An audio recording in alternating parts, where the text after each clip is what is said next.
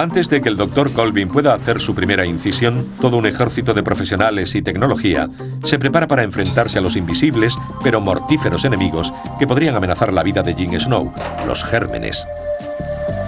En todo hospital moderno se emplean miles de horas y se gastan miles de euros al año en la interminable lucha contra esos diminutos adversarios. Sin embargo, hasta finales del siglo XIX, nadie sabía lo que eran los gérmenes, y mucho menos que transmitieran enfermedades. Como cabe imaginar, entonces, las normas de limpieza no eran como las de hoy. Los cirujanos solían operar con mandiles de carniceros e instrumentos sin esterilizar, llenos de sangre seca. Nadie creía que esterilizar o limpiar los instrumentos sirviese para nada. Sería un hosco joven húngaro llamado Ignaz Semmelweis quien demostraría al mundo el peligro que aquello suponía. En el invierno de 1846, Viena era una de las mecas de la medicina, y el Allgemeines Krankenhaus su hospital más famoso. Allí, Semmelweis trabajaba de residente a cargo de la sala primera de obstetricia. Durante meses le agobió un problema. Muchas de las nuevas madres a su cuidado morían de una enfermedad conocida como fiebre puerperal. Cientos de miles de madres morían en Europa cada año y nadie sabía por qué.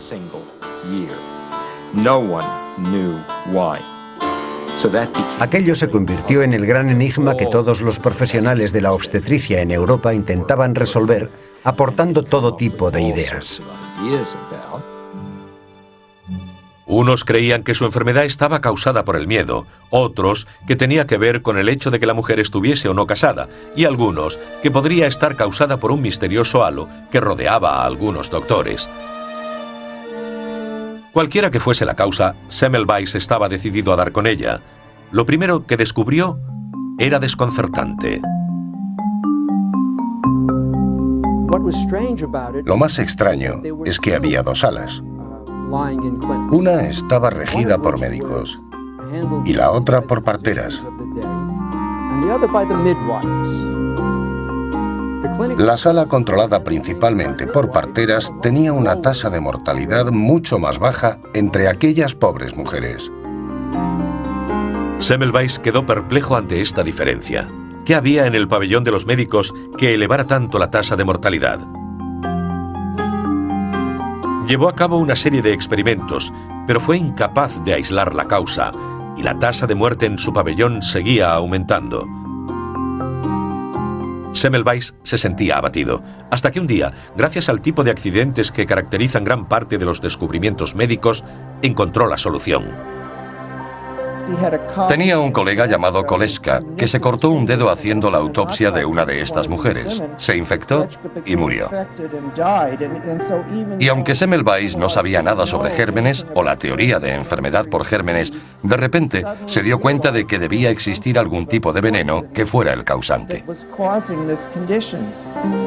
Semmelweis vio claramente lo que estaba pasando. Los estudiantes solían hacer las autopsias a estas mujeres, metiendo las manos en sus heridas. Luego acudían al pabellón de estudiantes y no veían ningún motivo para lavarse las manos y seguir examinando a las mujeres que acababan de dar a luz y tenían heridas abiertas por el parto. Los médicos transmitían los gérmenes de una paciente a otra con sus manos sucias. Estaban matando a sus pacientes.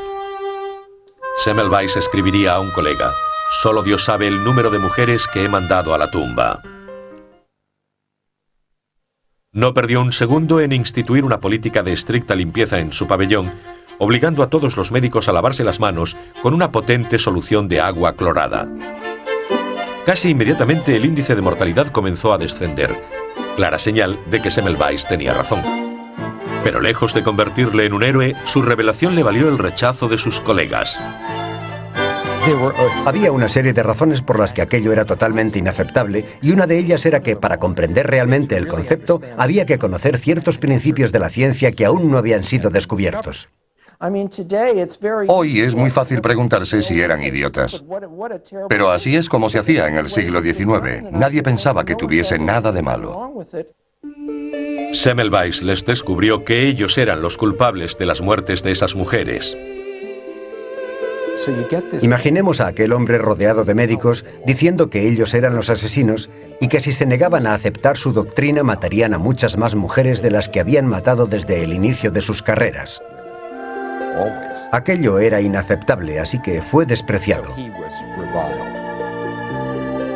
Enfrentado al desprecio y el ridículo, Semmelweis se hundió en una profunda depresión, dejó su trabajo y volvió a Hungría. A veces es malo tener la razón. Pero cuando se tiene razón, el descubrimiento hace que otros se sientan culpables y uno se lo echa en cara en vez de exponerlo, ya sea científica o diplomáticamente. Es normal que reaccionen contra uno. En el caso de Semmelweis, se podría decir que así ocurrió. La clase médica rechazó sus acusaciones como los delirios de un loco, y al final perdió la cabeza y murió en una institución mental. 30 años después de su muerte, recibió el reconocimiento que merecía.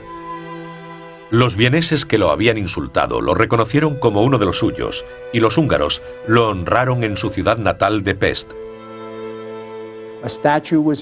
Fue erigida una estatua en su honor, en la que se le representa en pie, con un libro bajo el brazo y una madre sentada a sus pies con su hijo en brazos, mirándolo con adoración. Hizo un descubrimiento muy importante, pero fueron otros quienes finalmente lo adoptaron. Fue una de las grandes figuras trágicas de la medicina.